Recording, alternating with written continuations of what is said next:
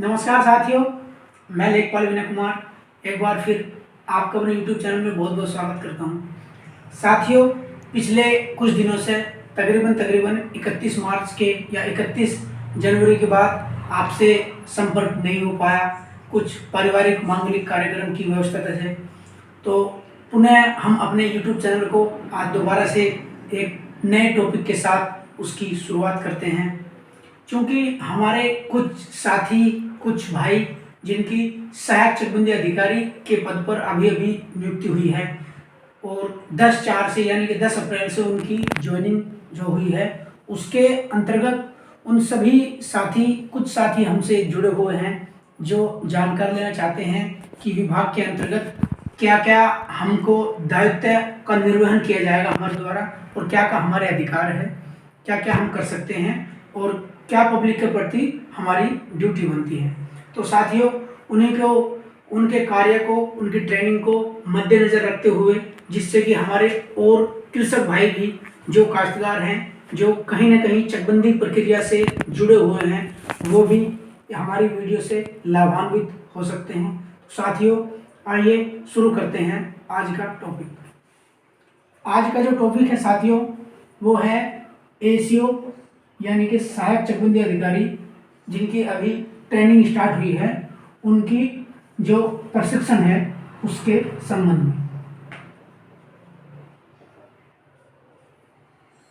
ACO प्रशिक्षण उनको जो ट्रेनिंग का जो लेटर उपलब्ध कराया गया है, वो क्रमशः उसमें उनको लिखित रूप में ये बताया गया है, ये निर्देश किया गया है कि आपके द्वारा प्रत्येक मंथ यानी कि स्टार्टिंग के 1 महीने आपको चकबंदी लेखपाल के द्वारा आपको ट्रेन किया जाएगा, यानी कि उसमें करीब 12/4/2023 से और 11/5/2023,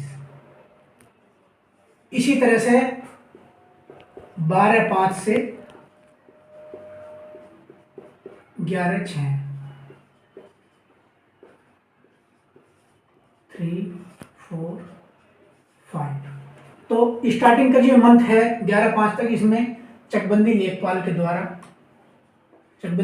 के साथ रहकर जो एसीओ नियुक्त हुए हैं उनको ट्रेनिंग ले रही है। उसके बाद अगला जो मंथ है वो चकबंदी कर्ता के साथ उनको रहना होगा और कार्य देखना होगा, सीखना होगा कि उसमें क्या क्या बताया जाता है।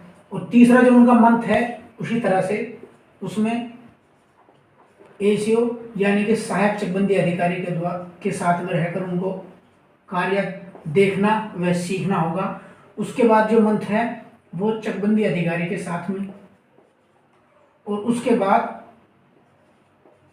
बंदोबस्त अधिकारी चकबंदी कार्यालय में।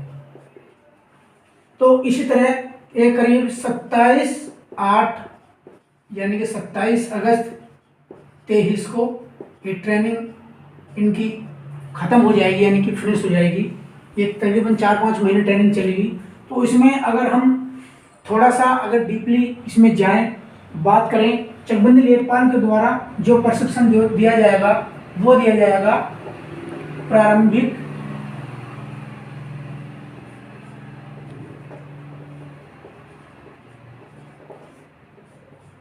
चकबंदी योजना से संबंधित। प्रारंभिक चकबंदी योजना हो गई कि चकबंदी की शुरुआत जब लेखपाल के द्वारा उसमें अपना तरमीम का कार्य किया जाता है, एक गट्ठा बुक तैयार की जाती है और बीघे बिस्से में जो पुराने बंदोबस्त हैं उनको हेक्टेयर और एयर में कैसे कन्वर्ट किया जाता है, वही सब चीज़ें, और लेखपाल द्वारा अमल दरामद कैसे किया जाता है, वही सब चीज़ें लेखपाल के द्वारा प्रशिक्षण में यानी कि उनको बताई जाएगी। उसके बाद चकबंदी कर्ता के द्वारा जो ट्रेनिंग दी जाएगी उसमें चकबंदी कार्य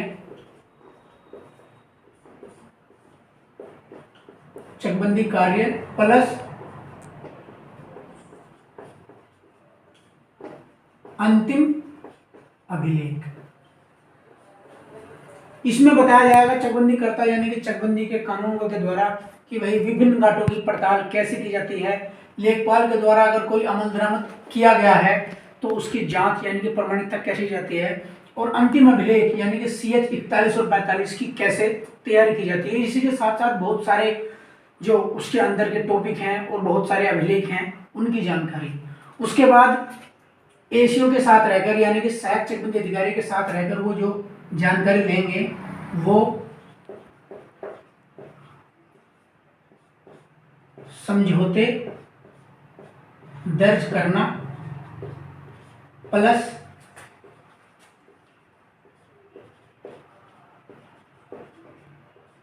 चक सर्जन कार्य, इसमें समझाया जाएगा यानी कि ट्रेंड किया जाएगा कि समझौते धारा 9 में व धारा 9 में कैसे दर्ज किए जाते हैं और चक निर्माण का कार्य किस तरह से किस धारा के अंतर्गत किया जाता है। उसके बाद चकबंदी अधिकारी के साथ में रहकर उसमें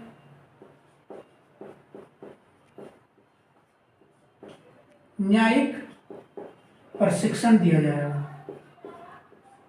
न्यायिक प्रशिक्षण से मतलब है कि चकबंदी अधिकारी के द्वारा उसके कार्यालय में जो उसका न्यायालय है उसमें वादों का कैसे निस्तारण किया जाता है और आदेश कैसे उसको आदेश का निर्णय दिया जाता है वह कैसे आदेश किया जाता है।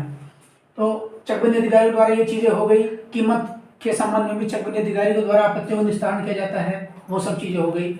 उसके बाद लास्ट में आता है बाचा कार्यालय। इसमें एसीओ साहब को कनिष्ठ सहायक जो होता है, कनिष्ठ सहायक के द्वारा